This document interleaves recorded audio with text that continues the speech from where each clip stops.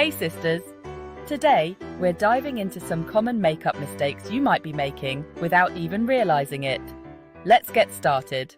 Okay, sisters, let's talk about the importance of primer. Primer is like that secret weapon in your makeup bag that can make or break your entire look. Makeup enthusiast.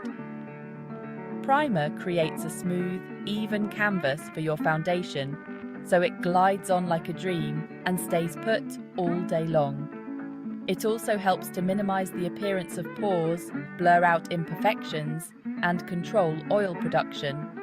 Trust me, sisters, adding that extra minute to your routine to apply primer will make a world of difference.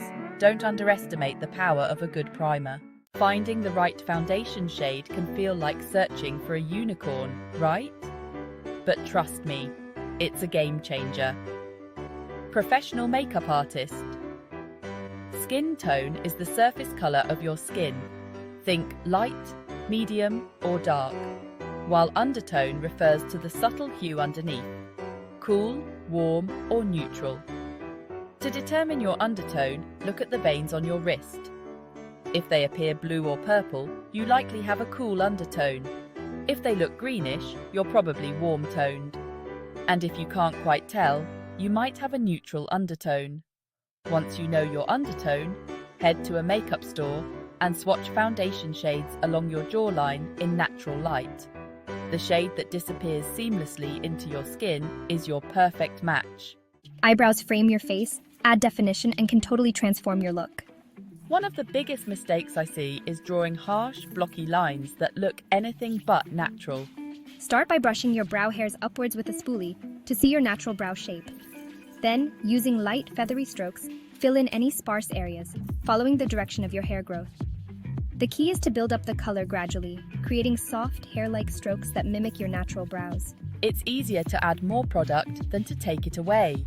So start slowly and build up the intensity until you achieve your desired look.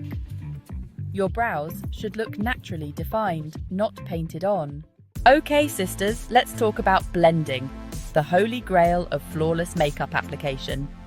Think of blending as that magical step that marries all the different elements of your makeup together, creating a harmonious masterpiece on your face. Whether it's foundation, concealer, eyeshadow, or blush, the key is to blend, blend, blend.